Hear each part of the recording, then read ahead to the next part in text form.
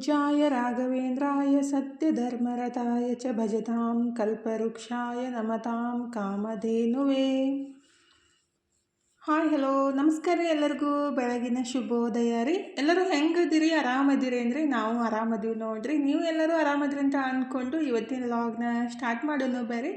ಇದು 2 ದಿವಸದಿಂದ ಲಾಗ್ ಆಗಿರುತ್ತೆ ನೋಡ್ರಿ. ರವಿವಾರ ಮತ್ತು ಸೋಮವಾರದ ದಿನಾನ ಹೆಂಗಿತ್ತಂತ ನಿಮ್ಮ ಸಂಗಟ ಶೇರ್ ಮಾಡ್ತೀನಿ. ಲಾಗ್ ಇಷ್ಟ ಆಗತ್ತಿದ್ರೆ ಪ್ಲೀಸ್ ಲೈಕ್ ಮಾಡಿ, ಶೇರ್ ಮಾಡಿ, ಸಬ್ಸ್ಕ್ರೈಬ್ ಮಾಡ್ಕೊಂಡು ಸಪೋರ್ಟ್ ಮಾಡಿರಿ. ಇದು ರವಿವಾರ ಬೆಳಗ್ಗೆ ನೋಡ್ರಿ. ಬೆಳಗ್ಗೆ ಫಸ್ಟಿಗಿದ್ರೆ ಎಲ್ಲ ಕೆಲಸ ಮುಗಿಸಿ ಜಳಕ ಎಲ್ಲ ಮುಗಿಸಿ ದೇವ್ರಿಗೆ ನಮಸ್ಕಾರ ಮಾಡಿಬಿಟ್ಟು ನಾಷ್ಟಕ್ಕಿದ್ರೆ ರವೆ ಉಪ್ಪಿಟ್ಟು ಮಾಡಾಕಂತೀನಿ ನೋಡ್ರಿ. ಅಂದರೆ ಬಾಂಬೆ ರವೆ ಉಪ್ಪಿಟ್ಟು ಮಾಡೋಣ ಅಂತ ರವಾನ ಹುರಾಕಂತೀನಿ. ಆ್ಯಕ್ಚುಲಿ ಜಲ್ದಿನೇ ರೆಡಿ ಮಾಡ್ಬೇಕಂತ ಅಂದ್ಕೊಂಡಿದ್ದೆ. ಅಂದರೆ ಇವತ್ತು 8 ಗಂಟೆ ತನಕ ಚಜ್ಜನ್ಗೆ ಹೋಗಿ ಬರೋಣ ಅಂತ ಹೇಳಿ ಮನೆಗೆ ಅರ್ಬಿ ತೊಗೊಂಬರ್ಬೇಕಂತ ಹೋಗಿದ್ದು. ಆ್ಯಕ್ಚುಲಿ ಒಂದು ದೊಡ್ಡ ಕಥೆನೇ ಆಗ್ಬಿಡ್ತದು. ಹಾಗಾಗಿ ಈಗ ಮತ್ತೆ ಬೇಡ ಅಂತಂದ್ರೆ ಅವನಿಗೆ ಬೇಜಾರಾಗುತ್ತಲ್ರಿ. ನಂಗೆ ಗೊತ್ತಿತ್ತು ಮೊದಲೇ ಹಿಂಗೆ ಆಗುತ್ತೆ ಅಂತೇಳಿ, ಆದ್ರೂ ಹೋಗೋಣ ಅಂಥೇಳಿ ಅಂದಿದ್ದ ಮನು. ಹಾಗಾಗಿ ಪಟ್ ಎಲ್ಲ ಕೆಲಸ ಮುಗಿಸಿ ಆ್ಯಕ್ಚುಲಿ ಬೆಳಗ್ಗೆ ಎದ್ದು ಕೂಡಲೇ ಇದು ಎಡಿಟ್ ಮಾಡಿ ವಾಯ್ಸ್ ಓವರ್ ಕೊಡ್ತಾ ಇದ್ದೀನಿ. ಆ ಟೈಮ್ ಹೆಂಗಾಗಿತ್ತು ಗೊತ್ತೇ ಇಲ್ಲ ರೀ. 6:30 ಆಗಿ ಹೋಗ್ಬಿಟ್ಟಿತ್ತು. ಅಂದರೆ 4 ಗಂಟೆಗೆ ಎದ್ದಿದ್ದು. ಆದರೆ ಇದು ಎಡಿಟ್ ಮಾಡಿ ವಾಯ್ಸ್ ಓವರ್ ಕೊಟ್ಟು ನೆಕ್ಸ್ಟ್ ಕೆಲಸನ ಸ್ಟಾರ್ಟ್ ಮಾಡ್ಬೇಕಂತ ಅಂದ್ಕೊಂಡಿದ್ದೆ. ಹಾಗಾಗಿ ಲೇಟನ್ನು ಆಗ್ಬಿಟ್ಟು ಮತ್ತು ಎಲ್ಲ ಕೆಲಸ ಮುಗಿಸಿ ಜಳಕ ಮಾಡಿ ನಾಷ್ಟಕ್ಕೆ ರೆಡಿ ಮಾಡ್ಬೇಕಂದ್ರೆ 7:30 ಆಗೇ ಬಿಡ್ತ್ರಿ. ಹಾಗಾಗಿ ಪಟ್ ಅಂತೇಳಿ ಉಪ್ಪಿಟ್ಟು ರೆಡಿ ಮಾಡಿ ಮತ್ತು ಒಂದು ಸ್ಮೂದಿ ರೆಡಿ ಮಾಡೋಣ ಅಂತ ಅಂದ್ಕೊಂಡು ನಿನ್ನೆ ರಾತ್ರಿ ನಾನು ಖರ್ಜೂರ ಮತ್ತು ಒಣ ದ್ರಾಕ್ಷಿ ಮತ್ತು ಗೋಡಂಬಿ ಎಲ್ಲ ಹಾಲೊಳಗೆ ನೆನೆಸಿಟ್ಟಿದ್ದೆ ರೀ. ಬಾದಾಮಿ ಮಾತ್ರ ಸಪ್ರೇಟಾಗಿ ನೀರೊಳಗೆ ನೆನೆಸಿಟ್ಟಿದ್ದೆ. ಅದು ಸಪ್ಪೆಲ್ಲ ತೆಗಿಬೇಕಲ್ಲ. ಹಾಗಾಗಿ ಆ್ಯಕ್ಚುಲಿ ಡೈಲಿ ಈ ಥರ ಬೆಳಗ್ಗೆ ಒಂದು ಗ್ಲಾಸ್ ಸ್ಮೂದಿ ಮಾಡ್ಕೊಂಡು ಕುಡಿದ್ಬಿಟ್ರೆ ಸಖತ್ತಾಗಿರುತ್ತೆ ನೋಡಿರಿ. ಪ್ರೋಟೀನ್, ಐರನ್ ನಮ್ಮ ದೇಹಕ್ಕೆ ಬೇಕಾಗಿದ್ದೆಲ್ಲ ಸಿಗುತ್ತಾ. ಆದರೆ ಡೈಲಿ ಮಾಡ್ಕೊಂಡು ಕುಡಿಯೋಕ್ಕಾಗಲ್ಲ. ಕೆಲವೊಂದು ಸಲ ಯಾವಾಗಾದರೂ ಒಂದು ಸಲ ಆದ್ರೂ ಮಾಡ್ಕೊಂಡು ಕುಡಿಯೋದು ಒಳ್ಳೆಯದು. ವಾರದಾಗ 1-2 ಸಲ ಆದ್ರೂ ಆಗ್ತಿದ್ರೆ ಡೈಲಿ ಬೆಳಗ್ಗೆ ಒಂದು ಗ್ಲಾಸ್ ಈ ಥರ ಸ್ಮೂದಿ ಕುಡಿದ್ಬಿಟ್ರೆ ಬೆಸ್ಟಾಗಿರುತ್ತೆ ನೋಡಿರಿ. ಏನಿಲ್ಲ, ರಾತ್ರಿ ಒಂದು ಸ್ವಲ್ಪ ಖರ್ಜೂರ ಮತ್ತು ಒಣ ದ್ರಾಕ್ಷಿ ಮತ್ತು ಸ್ವಲ್ಪ ಗೋಡಂಬಿ ಮತ್ತು ಬಾದಾಮಿನ ನೆನೆಸ್ಬಿಟ್ಟು ಬಾದಾಮಿ ಸೊಪ್ಪಿನ ತೆಗೆದ್ಬಿಟ್ಟು ಅದನ್ನ ತೊಗೋಬೇಕಾಗುತ್ತೆ ರೀ. ಒಂದು ಮಿಕ್ಸರ್ ಜಾರಿಗೆ ನೆನೆಸಿಟ್ಟಿದ್ದ ಎಲ್ಲನೂ ಮಿಕ್ಸರ್ ಜಾರಿಗೆ ಹಾಕಿ 1, 2 ಅಥವಾ 3 ಬಾಳೆಹಣ್ಣು ಹಾಕಿಬಿಟ್ಟು ಸ್ವಲ್ಪ ಹಾಲು ಹಾಕಿ ಮಿಕ್ಸಿ ಮಾಡ್ಕೊಂಡ್ರಾಯ್ತು. ಇದಕ್ಕೆ ನೀರು ಅಥವಾ ಮತ್ತು ಸಕ್ಕರೆ ಬೆಲ್ಲ ಏನೂ ಹಾಕೋ ಅವಶ್ಯಕತೆ ಇಲ್ಲ ರೀ. ಖರ್ಜೂರ ಸ್ವೀಟ್ ಇರುತ್ತಲ್ಲ, ಹಾಗಾಗಿ ಹಂಗೆ ಬರೀ ಹಾಲು ಹಾಕ್ಬಿಟ್ಟು ರುಬ್ಕೊಂಡ್ರಾಯ್ತು. ಕೆಲವೊಬ್ರು ಹಾಲನ್ನು ಯೂಸ್ ಮಾಡೋಂಗಿಲ್ಲ ರೀ. ಹಂಗಾಗಿ ಅವರು ತೆಂಗಿನ ಹಾಲನ್ನು ಯೂಸ್ ಮಾಡಿಬಿಟ್ರೆ ಇನ್ನಷ್ಟು ಹೆಲ್ದಿಯಾಗಿರುತ್ತೆ ನೋಡಿರಿ. ಅಂದರೆ ಕೊಬ್ಬರಿನ ಮಿಕ್ಸಿಗೆ ಹಾಕಿಬಿಟ್ಟು ಅದನ್ನ ಹಿಂಡಿ ಹಾಲು ತೆಗೆದು ಅದನ್ನ ಯೂಸ್ ಮಾಡ್ಕೋಬೋದು. ಈಗಿದ್ರೆ ಅದನ್ನೂ ಈ ಕಡೆ ರುಬ್ತಾ ಇದ್ದೆ ಮತ್ತು ಈ ಕಡೆ ಉಪ್ಪಿಟ್ಟನ್ನು ರೆಡಿ ಮಾಡ್ತಾ ಇದ್ದೆ ನೋಡಿರಿ. ಆ ಕೊತ್ತಂಬರಿ ಪೇಸ್ಟ್ ಏನು ಮಾಡಿ ಇಟ್ಟಿರ್ತೀವಲ್ರಿ, ಲಾಸ್ಟಿಗೆ 1 ಚಮಚದಷ್ಟು ಹಾಕಿಬಿಟ್ಟು ಮಿಕ್ಸ್ ಮಾಡ್ಕೊಂಡ್ರಾಯ್ತು. ಅಂದರೆ ಕೊತ್ತಂಬರಿ ಹಾಗೆ ಕಟ್ ಮಾಡಿ ಹಾಕಿಬಿಟ್ರೆ ನನ್ನ ಮಕ್ಕಳಿಗಂತೂ ಎಷ್ಟು ಹಾಕಿರಿ ಮಮ್ಮಿ ಅಂತಾರು. ಈ ಥರ ಪೇಸ್ಟ್ ಮಾಡಿ ಇಟ್ಬಿಟ್ರೆ ಭಾಳ ದಿವಸನೂ ಬರುತ್ತೆ ಮತ್ತು ಯೂಸ್ ಮಾಡೋಕ್ಕೂ ಈಸಿ ಆಗುತ್ತೆ ನೋಡಿರಿ. ಏನು ತೊಗೊಂಡಿದ್ದೆ ಅಂದರೆ ಮಿಕ್ಸಿಗೆ ಹಾಕಿ ಈ ಥರ ರುಬ್ಕೊಂಡ್ಬಿಟ್ರಾಯ್ತು. ಮಸ್ತಾಗಿರುವ ಡ್ರೈ ಫ್ರೂಟ್ಸ್ ಮತ್ತು ಬನಾನಾ ಸ್ಮೂದಿ ಅಥವಾ ಮಿಲ್ಕ್ ಶೇಕ್ ಯಾವುದಾದ್ರೂ ಅನ್ಬೋದು. ಒಟ್ಟಿನಲ್ಲಿ ಮಕ್ಕಳಿಗೆ ಮಾತ್ರ ಈ ಥರ ಮಾಡಿಕೊಟ್ರೆ ಒಳ್ಳೆಯದು ನೋಡಿರಿ. ಡೈಲಿ ಬೆಳಗ್ಗೆ ಒಂದು ಗ್ಲಾಸ್ ಮಾಡಿಕೊಟ್ರೆ ಭಾಳ ಬೆಸ್ಟಾಗಿರುತ್ತೆ. ಅಟ್ಲೀಸ್ಟ್ ವಾರದಾಗ 1-2 ಸಲ ಆದ್ರೂ ಮಾಡಿಕೊಡೋಕೆ ಆಗ್ತಿದ್ರೆ ಮಾಡಿಕೊಡ್ಬೋದು. ನನಗೂ ಆಗಂಗಿಲ್ಲ ರೀ. ಯಾವಾಗಾದ್ರೂ ಒಂದು ಸಲ, ತಿಂಗಳಿಗೆ ಒಂದು ಸಲ, ಯಾವಾಗಾದ್ರೂ ಒಂದು ಸಲ ಮಾಡಿಕೊಟ್ಟಿರ್ತೀನಿ ಅಷ್ಟೇ. ಬಾಳೆಹಣ್ಣು ಇದ್ದಲ್ಲ, ಹಾಗಾಗಿ ಅದನ್ನೂ ರೆಡಿ ಮಾಡಿಬಿಟ್ಟು ಈ ಕಡೆ ಉಪ್ಪಿಟ್ಟು ರೆಡಿ ಮಾಡಿ ಪ್ಲೇಟ್ ಹಚ್ಚಿದ್ದೀನಿ ರೀ. ಮನುವನ್ನು ಜಳಕ ಮುಗಿಸಿ ದೇವ್ರಿಗೆ ನಮಸ್ಕಾರ ಮಾಡಾಕಂತಿದ್ದ. ಅಂದರೆ ಡೈಲಿ ಜಳಕ ಆದಮೇಲೆ ಅವನು ಹನುಮಾನ್ ಚಾಲೀಸ ಹೇಳೋದ್ರಿ. ನಾಷ್ಟ ಎಲ್ಲ ಮುಗಿಸ್ಬಿಟ್ಟು ಈ ಫೈನಲಿ ಚಜ್ಜನ್ಗೆ ಹೋಗ್ಬೇಕಂತೇಳಿ ಇಲ್ಲಿ ಬಂದು ವೇಟ್ ಮಾಡಾಕಂತೀವಿ ರೀ. ನನ್ನ ಮಕ್ಕಳಿಗೆ ಫಸ್ಟ್ ಟೈಮ್ ದೊಡ್ಡವರಾದ್ಮೇಲೆ ಬಸ್ಸಿಗೆ ಕರ್ಕೊಂಡು ಹೊಂಟಿದ್ದು ಇಬ್ಬರಿಗೆ. ಅಂದರೆ ಅವ್ರಿಗೆ ಬಸ್ಸಿಗೆ ಹೋಗೋದಂದ್ರೆ ಸಿಕ್ಕಾಪಟ್ಟೆ ಕಷ್ಟ ರೀ. ಯಾಕಂದ್ರೆ ವೇಟ್ ಮಾಡಬೇಕು ಮತ್ತು ಬಸ್ ತುಂಬಿ ಬಂದಿರ್ತಾವೆ. 2 ಬಸ್ ಬಿಟ್ವಿ. ಭಾಳ ಫುಲ್ಲಾಗಿದ್ದ. ಬ್ಯಾಡ ಮಮ್ಮಿ ಹೋಗೋದು ಬೇಡ ಅಂತ ಅಂದ್ಬಿಟ್ರೆ. ಹಾಗಾಗಿ ಮತ್ತು 2 ಬಸ್ ಬಿಟ್ಟು ಆಮೇಲೆ ಅರ್ಧ ತಾಸು 1/4 ತಾಸು ಆಗಿತ್ತು ವೇಟ್ ಮಾಡ್ತಾಯಿದ್ವಿ. ಫೈನಲಿ ಸ್ವಲ್ಪ ಬಸ್ ಪರವಾಗಿಲ್ಲ ಖಾಲಿ ಇತ್ತು ನಂಗೆ ಹಾಗಾಗಿ ಅಲ್ಲೊಂದು ಇಲ್ಲೊಂದು ಸೀಟ್ ಸಿಕ್ಕಿದ್ದ. ಹಾಗಾಗಿ ಹತ್ತಿ ಕುಂತೀವಿ ನೋಡಿರಿ. ನನಗಂತೂ ಬಸ್ನಾಗ ಕುಂತಾಗ ಹೊರಗಡೆ ನೋಡ್ತಾ ಮತ್ತು ಸ್ವಲ್ಪ ಗಾಳಿ ಬರ್ತಾ ಇರಬೇಕು. ಫುಲ್ ಪ್ಯಾಕ್ ಇದ್ದಲ್ಲಿ ಕುಂತ್ಬಿಟ್ರೆ ಒಂಥರ ಏನಂತಲ್ಲ, ಸ್ಮೆಲ್ಲಿಗೆ ವಾಸನೆಗೆ ವಾಮಿಟ್ ಬಂದೋರ ಥರ ಆಗುತ್ತೆ. ಈ ಥರ ಗಾಳಿ ಬರ್ತಾಯಿದ್ರೆ ಮತ್ತು ವಾತಾವರಣ ನೋಡ್ತಾ ಇದ್ರೆ ಫುಲ್ ಫ್ರೆಶ್ ಅನ್ಸುತ್ತೆ ನೋಡಿರಿ. ಅಂದರೆ ನಿದ್ದೆ ಮಾಡ್ತಾಯಿದ್ರೆ ನಿದ್ದೆ ಮಾಡಬೇಕು, ಇಲ್ಲಾಂದ್ರೆ ಈ ಥರ ಹೊರಗಡೆ ನೋಡ್ತಾ ಗಾಳಿ ತೊಗೋತಾ ಇದ್ರೆ ಫುಲ್ ಮೈಂಡ್ ಫ್ರೆಶ್ನೂ ಅನಿಸುತ್ತೆ. ವಾಮಿಟ್ ಬಂದ್ರಗತ್ಲೇನೂ ಆಗಂಗಿಲ್ಲ ರೀ. ಫೈನಲಿ ಹಂಗೋ ಹಿಂಗೋ ಮಾಡಿ 1.5 ತಾಸು ಆಗಿತ್ತು ಅನ್ಸುತ್ತೆ ಬಸ್ನಾಗ ಕುಂತು. ಅಂದರೆ ಬಸ್ಸೆಲ್ಲ ಸ್ಲೋ ಬರ್ತಾವ್ರಿ ಈಗ, ಅಂದ್ರೆ ಅಲ್ಲಲ್ಲೇ ಸ್ಟಾಪ್ ಮಾಡ್ಕೊಂತು. ಹಾಗಾಗಿ ಫೈನಲಿ 1.5 ತಾಸು ಬಸ್ನಾಗ ಕುಂತು ಇಲ್ಲಿ ಚರ್ಚನ್ಗೆ ಬಂದ್ವಿ ನೋಡ್ರಿ. ನನ್ನ ಮಗ ಇದ್ರೆ ಫಸ್ಟ್ ಟೈಮ್ ಬಂದಿದ್ದು. ಏನು ಮಮ್ಮಿ ಇದು ಅಂಥೇಳಿ ಕೇಳಾಕತ್ತಿದ್ವು. ಅಂದ್ರೆ ನನಗೆ ಯಾವತ್ತೂ ಕರ್ಕೊಂಬಂದಿಲ್ಲ ರೀ. ತನಗೆ 1 ಸಲ 2 ಸಲ ಕರ್ಕೊಂಡು ಬಂದಿದ್ದೀನಿ, ಆದರೆ ಮನಗೆ ಒಟ್ಟು ಕರ್ಕೊಂಡು ಬಂದಿದ್ದಿಲ್ಲ. ಅವ್ನು ನೋಡಿಬಿಟ್ಟು ಮಮ್ಮಿ ಅರ್ಬಿ ಏನು ಕಸ ಹಾಕ್ದಂಗೆ ಹಾಕ್ಯಾರಲ್ಲ ಅಂತ ನಾಕತ್ತಿದ್ದ. ಹಾಗಾಗಿ ಅಂದ್ರೆ ಹೊರಗಡೆ ಆ ಥರ ಇಟ್ಟಿದ್ರು, ಬೇಕಂದವರು ತೊಗೊಳಕತ್ತಿದ್ರು, ಅದನ್ನೇ ತೋರಿಸ್ತಾ ಇದ್ದೆ. ಫೈನಲಿ ನನಗೆ ಮತ್ತು ತನಗೇನು ಅರ್ಬಿ ತೊಗೊಳೋದು ಏನು ಇದ್ದಿದ್ದಿಲ್ಲ ರೀ. ಹಾಗಾಗಿ ಮನಗಷ್ಟೇ ನೋಡೋಣ ಮಮ್ಮಿ ಅಲ್ಲಿ ಚಲೋ ಇದ್ರೆ ತೊಗೊಳೋಣ ಅಂತೇಳಿ ಹೇಳಿದ್ದಾರೆ. ಚಲೋ ಅನ್ನಿಸ್ಲಿಕ್ಕಂದ್ರೆ ನಾನು ತೊಗೊಳಂಗಿಲ್ಲ ಅಂತ ಮೊದಲೇ ಹೇಳಿಬಿಟ್ಟಿದ್ದೆ. ಆದರೆ ಸುಮ್ಮನೆ ಒಂದು ರೌಂಡ್ ಹೋಗಿ ಬರೋಣ ಅಂತೇಳಿ ಬಂದೀವಿ ನೋಡ್ರಿ. ಬಂದು ಈಗ ಮ್ಯಾಲೆ ಹೊಂಟಿದ್ವಿ. ಅಂದರೆ ಇಷ್ಟು ದೊಡ್ಡ ಅಂಗಡಿ ಒಳಗೆ ಒಂದು ವಿಷಯ ಹೇಳ್ಬಿಟ್ರೆ ಅದೇನು ನಂಬಕ್ಕನೇ ಆಗಂಗಿಲ್ಲ. ಅಂದ್ರೆ ಮನಗೆ ಅವ್ನ ಸೈಜ್ ಬೇಕಾಗಿದ್ದ ಅರ್ಬಿನೇ ಸಿಗಲಿಲ್ಲ ರೀ. ಹಾಗಾಗಿ ಸ್ವಲ್ಪ ಬೇಜಾರನು ಅಂತ ಅನ್ನಿಸ್ತು. ಇಷ್ಟೊಂದು ದೊಡ್ಡ ಅಂಗಡಿ ಐತಿ, ಮನನ ಸೈಜಿಗೆ ಪ್ಯಾಂಟ್ ಬೇಕಾಗಿದ್ವಿ. ಆ್ಯಕ್ಚುಲಿ ಜೀನ್ಸ್ ಅದ್ರೊಳಗೆ ಏನು ಅಂತಾರಪ್ಪ, ಸ್ವಲ್ಪ ಲೂಸ್ ಪ್ಯಾಂಟ್ ಇರ್ತಾವಲ್ರಿ, ಅದಕ್ಕೆ ಏನೋ ಹೆಸರು ಹೇಳಿದ್ದ, ಬಟ್ ನೆನ್ಪು ಬರಲಾಗಿತ್ತು ನನಗೆ. ಆ ಥರ ಪ್ಯಾಂಟ್ ಮನಗೆ ಬೇಕಾಗಿದೆ. ಅಂದರೆ ಈಗಿನ ಹುಡುಗರೆಲ್ಲ ಅದೇ ಥರ ಯೂಸ್ ಮಾಡ್ತಾರಲ್ರಿ. ಅಂದರೆ ಅದೇ ಥರ ಹಾಕೋದು. ಮತ್ತು ಇದು ಏನಂತಾರು, ಟ್ರ್ಯಾಕ್ ಪ್ಯಾಂಟ್ ಅಂತಾರಲ್ಲ, ಅಂದರೆ ನೈಟ್ ಥರ ಇರ್ತಾವಲ್ರಿ, ಆ ಥರ ಪ್ಯಾಂಟ್ ಒಂದು ಸೈಜ್ ಇರಲೇ ಇಲ್ಲ. ಅಂದ್ರೆ ಮನು ಹೈಟ 6 ಫೀಟ್ ಮ್ಯಾಲೆ ಐತ್ರಿ. ಹಾಗಾಗಿ ಎಲ್ಲ ಗಿಡ್ಡನ ಹಾಕಂತಿದ್ದು. ಏನು ಮಮ್ಮಿ ಒಂದು ಅರ್ಬಿನೂ ಸಿಗಲ್ಲಾಗ್ಯಾವಲ್ಲ ಅಂತಂದ. ಮತ್ತು ಇನ್ನೇನು ಮಾಡೋದಪ್ಪ ಅಂತೇಳಿ ಗಪ್ಪಾಗಿ ನಿಂತಿದ್ದೀರಿ. ಅಂದರೆ ಇಲ್ಲಿ ತನಕ ಬಂದು ಏನೂ ತೊಗೊಳಲ್ಲ ಅಂತೇಳಿ ಅಂದಾಗ ಬೇಜಾರನು ಅಂತ ಅನಿಸುತ್ತೆ. ಫೈನಲಿ ಡ್ರೆಸ್ ಪೀಸ್ರೇ ತೊಗೊರಪ್ಪಿ, ಅದನ್ನರೇ ಹೊಲ್ಸೋಣ ಅಂತ ಅಂದ್ಕೊಂಡು ಅಲ್ಲಿ ಕರ್ಕೊಂಡು ಬಂದೆ ರೀ. ಅಂದರೆ 1 ಮೀಟ್ರಕ್ಕೆ 400 ರೂಪೀಸ್ ಅಂತ ಬಟ್ಟೆ ರೀ. ಆ ಥರ ಅರ್ಬಿ ಒಂದೇ ಶರ್ಟ್ ಅರ್ಬಿ ತೊಗೊಂಡೆ. ಏನು ಅರ್ಬಿ ತೊಗೊಳಿಲ್ಲ. ನಾನೇ ಸುಮ್ಮನೆ ಹೊಚ್ಕೊಳಕ್ಕೆ ರಗ್ಗ ಇದು ಏನಂತಾರೆ, ಹೊಚ್ಕೊಳ್ಳೋ ರಗ್ಗ ಎಲ್ಲ ತೊಗೊಂಡು ಬಂದಿದ್ದು 1-2 ರೀ. ನನಗೆ ಲಂಗ ಅದು ತೊಗೊಂಡು ಬಂದಿದ್ದು. ಅವನು ಏನೂ ತೊಗೊಳಿಲ್ಲ, ಒಂದು ಶರ್ಟ್ ಪೀಸ್ ಅಷ್ಟೇ ತೊಗೊಂಡ. ಪ್ಯಾಂಟ್ ಪೀಸ್ನು ಬ್ಯಾಡ ಮಮ್ಮಿ, ನಾನಲ್ಲಿ ಹೊಲ್ಸಲ್ಲಿ ಹೇಳಿದ್ದೀನಿ, ಅವ್ರು ತಂದು ಕೊಡ್ತಾರಂತಂದು. ಆಯ್ತು ಬಿಡಪ್ಪ ಅಂತ ಫೈನಲಿ ಬಂದು ಅಡುಗೆ ಮಾಡಿ ಊಟ ಮಾಡಿ ಸ್ವಲ್ಪ ಹೊತ್ತು ರೆಸ್ಟ್ ಮಾಡಿ. ನಿನ್ನೆ ಚಕ್ಲಿ ಎಲ್ಲ ಪಾರ್ಸಲ್ ಕೊಡ್ಬೇಕಂತ ಹೇಳಿದ್ದೆಲ್ಲ ರೀ. ಅವ್ರು ಇದ್ದಿದ್ದಿಲ್ಲ ಅಂತ ಹೇಳಿ ವಾಪಸ್ ಬಂದಿದ್ದೆಲ್ಲ. ಹಾಗಾಗಿ ಇವತ್ತು ಕೊಟ್ಟು ಬಂದ್ರಾಯ್ತು. ಮತ್ತು ನಾಳೆ ಅವರು ಡ್ಯೂಟಿಗೆ ಹೋಗ್ತಾರಲ್ಲ, ಅಂದರೆ ಅವರು ಟೀಚರ್ ಅದಾರು, ಅದಕ್ಕಾಗಿ ಕೊಟ್ಟು ಬಂದ್ರಾಯ್ತು. ಮತ್ತು ನಾಳೆ ಬೆಳಗ್ಗೆ ಜಲ್ದಿ ಆಗಂಗಿಲ್ಲಲ್ಲ ಅಂತೇಳಿ ಹೋಗಿ ಕೊಟ್ಟು ಸ್ವಲ್ಪ ಮನುಗೆ ಸಾಕ್ಸ್ ಹೇಳಿದ್ದಾರೆ. ಇದು ನಾರ್ಮಲ್ ಸಾಕ್ಸ್ ಇರ್ತಾವಲ್ಲ, ಆ ಸಾಕ್ಸ್ ಮತ್ತು ತನಗೆ ಕ್ಲಿಪ್ ಅದು ಹೇಳಿದ್ಲ. ಮತ್ತು ಹಂಗೆ ಹೋಗಿ ತಂದ್ರಾಯ್ತು ಅಂತೇಳಿ ತೊಗೊಂಡು ಬಂದೆ. ಈ ಥರ ಒಂದು ಸ್ಟೂಲ್ ಬೇಕಾಗಿತ್ತಂದ್ರೆ ಮ್ಯಾಲೆ ಏನ್ರಿ ಇಟ್ಟಾಗ ನೆಲ್ಕಂಗಿಲ್ಲಲ್ರಿ. ಹಾಗಾಗಿ ಈ ಥರ ಸ್ಟೂಲ್ ಇದ್ರೆ ಇಟ್ಟು ತೊಗೊಳಕ್ಕೆ ಈಜಿ ಆಗುತ್ತಂತೆ. ಅದಕ್ಕೇನೋ 200 ರೂಪೀಸ್ ಅನಿಸುತ್ತೆ.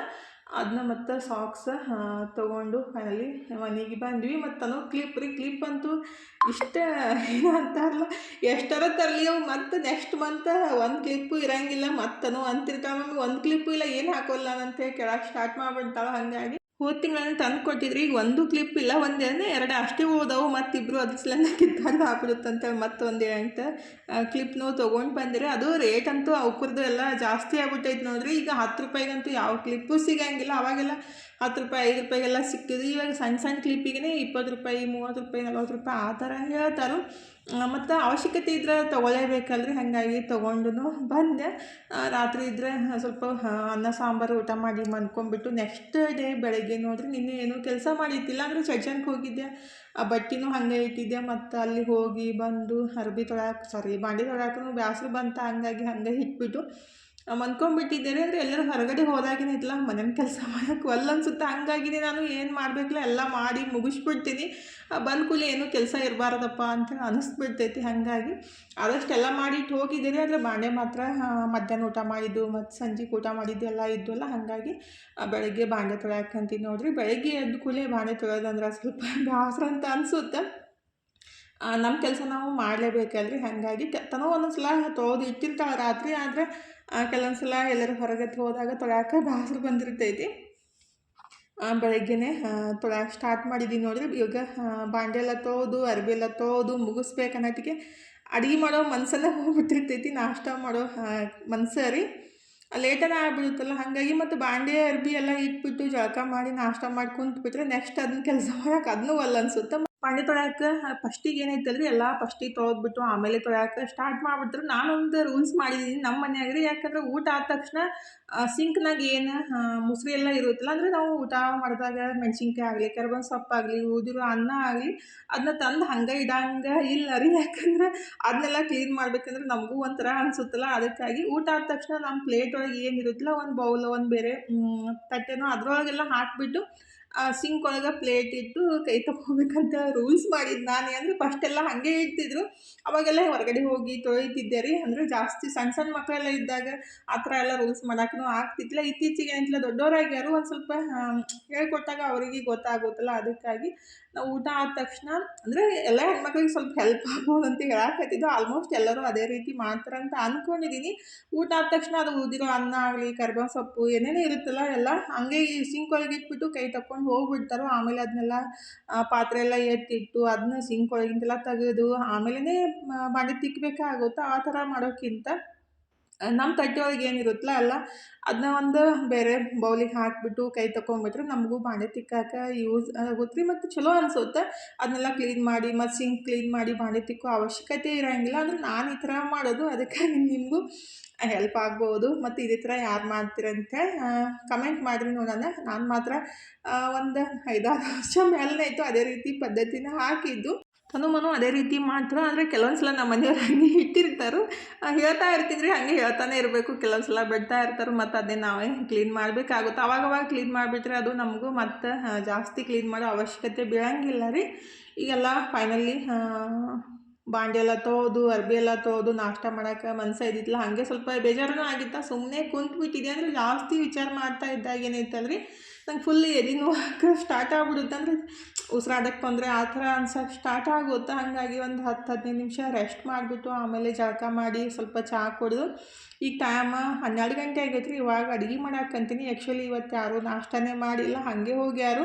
ಒಂದು ವಿಷಯಕ್ಕೆ ಮಾತ್ರ ಸ್ವಲ್ಪ ಜಾಸ್ತಿನೇ ಬೇಜಾರಂತ ಅನಿಸ್ತಾ ಇರ್ತೈತೆ ರೀ. ಯಾವ ವಿಷಯ ಅಂತಂದ್ರೆ ಮನೆ ಹುಡುಕಾಡೋದು ಮತ್ತು ಮನೆ ಚೇಂಜ್ ಮಾಡೋದು ಬಂದುಬಿಟ್ರಂತೂ ನನಗೆ ಊಟನೂ ಹತ್ತಲ್ಲ ಮತ್ತು ನಿದ್ದೆನೂ ಬರೋಂಗಿಲ್ಲ ರೀ. ರಾತ್ರಿ ಎಲ್ಲ 2-3 ದಿವಸ ಆಯಿತು ಸರಿಯಾಗಿ ನಿದ್ದೆನೇ ಬರಲಾಗೈತಿ. ಎಲ್ಲಿ ಹುಡುಕಾಡ್ದಪ್ಪ, ಎಲ್ಲಿ ಹಿಡಿಯೋದು, ಮತ್ತು ಅದನ್ನ ಇಷ್ಟ ಆಗುತ್ತೆ ಇಲ್ಲೋ, ಓನರ್ ಹೆಂಗಿರ್ತಾರೋ ಆ ಥರ ಎಲ್ಲ ವಿಚಾರ ಬರ್ತಾ ಇರ್ತಾವೆ ರೀ.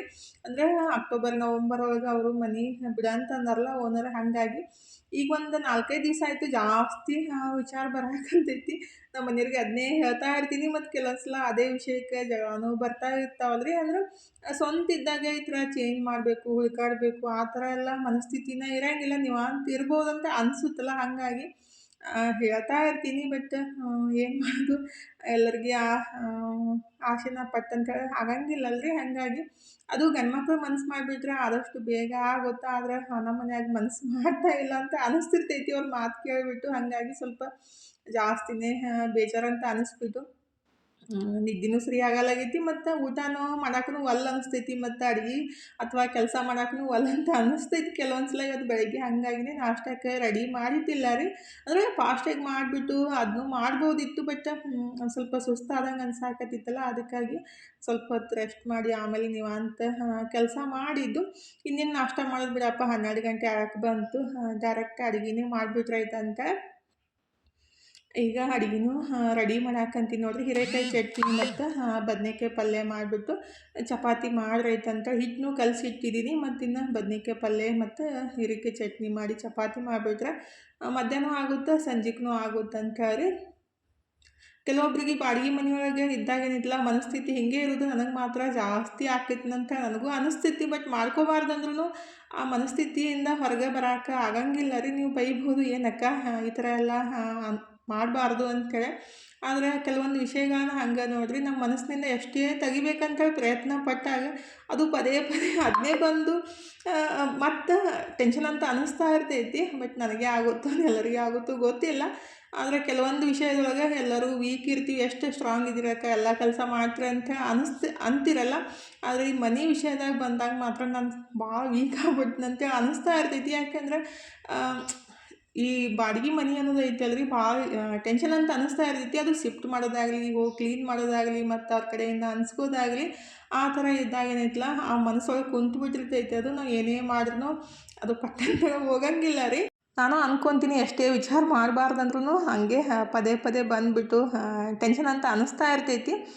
ಎಲ್ಲರ ಜೀವನದೊಳಗೆ ಒಂದು ಸ್ವಲ್ಪ ಆ ಥರ ಏನಾದರೂ ಒಂದು ಮೈನಸ್ ಪಾಯಿಂಟ್ ಇದ್ದೇ ಇರ್ತಾವಲ್ರಿ. ನನಗೂ ಅದೇ ಥರ ಅನಿಸುತ್ತೆ.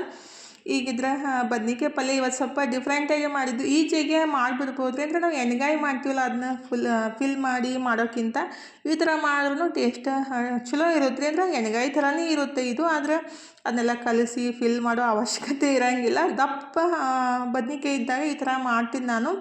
ಅದನ್ನೇ ಒಂದ್ರೊಳಗೆ 2 ಭಾಗ ಮಾಡಿ ಈ ಥರ ಕಟ್ ಮಾಡಿಬಿಟ್ಟು ಒಗ್ಗರ್ಣೆಗೆ ಜೀರಿಗೆ, ಸಾಸಿವೆ, ಇಂಗು, ಬೆಳ್ಳುಳ್ಳಿ, ಖಾರ ಪುಡಿ ಎಲ್ಲ ಹಾಕಿ, ಅರಿಶಿನ ಹಾಕಿ, ಬದ್ನಿಕಾಯಿ ಎಲ್ಲ ಚಲೋ ಹೊತ್ನಾಗ ಮಿಕ್ಸ್ ಮಾಡಿ, ಆಮೇಲೆ ಸ್ವಲ್ಪ ನೀರು ಹಾಕಿ ಕುದಿಸ್ಬಿಟ್ಟು, ಸ್ವಲ್ಪ ಬದ್ನಿಕಾಯಿ ಎಲ್ಲ ಮೆತ್ತಗಾದ್ಮೇಲೆ ಸ್ವಲ್ಪ ಶೇಂಗಾ ಪುಡಿ, ಗುರಾಳ ಪುಡಿನೂ ಹಾಕ್ಬೋದಿತ್ತು. ಇತ್ತು ಖರೆ ಅದು ಕೌಂಟ್ ಆಗ್ಬಿಟ್ಟಿತ್ತು ರೀ. ಜಾಸ್ತಿ ದಿವಸ ಅದನ್ನ ಮಾಡಿಬಿಟ್ಟು ಇಡಬಾರ್ದು.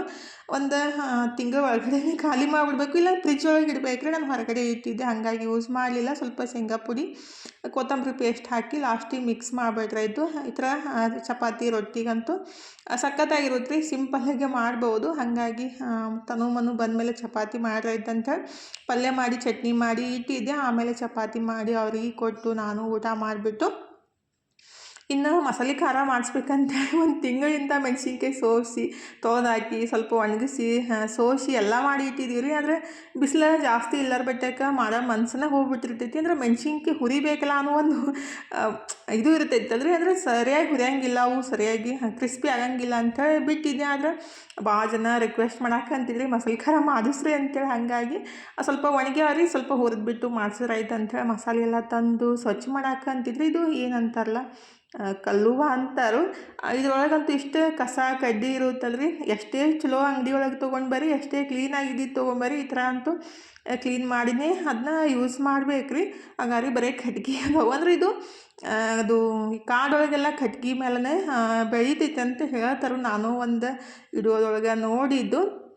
ಅದನ್ನ ತೆಗೆದು ಒಣಗಿಸ್ಬಿಟ್ಟು ನಮ್ಗೆ ಕೊಡೋದು. ಹಾಗಾಗಿ ಅದನ್ನ ಸ್ವಲ್ಪ ಡಸ್ಟ್, ಅದ್ರೊಳಗೆ ಕಲ್ಲು ಮತ್ತು ಈ ಥರ ಕಟ್ಗೆ ಎಲ್ಲ ಇರುತ್ತಲ್ರಿ. ಹಾಗಾಗಿ ಅದನ್ನೆಲ್ಲ ಕ್ಲೀನ್ ಮಾಡ್ಕೋಬೇಕಾಗುತ್ತೆ. ಆದರೆ 50 ಗ್ರಾಮ್ ಕಲ್ಲುವ ಒಳಗೆ ಒಂದು 15 ಗ್ರಾಮ್ 16 ಗ್ರಾಮ್ ಅಷ್ಟು ಬರೀ ಡಸ್ಟು ಮತ್ತು ಕಟ್ಗೆನೇ ಬಂದೈತೆ ನೋಡಿರಿ. ಎಲ್ಲ ಅದನ್ನ ಕೇರಿ ಕಟ್ಗೆ ಎಲ್ಲ ತೆಗೆದು ಎಲ್ಲ ಫೈನಲಿ ಮಸಾಲೆ ಎಲ್ಲ ಕ್ಲೀನ್ ಮಾಡಿ ಎತ್ತಿಟ್ಟಿದ್ದೀನಿ ರೀ.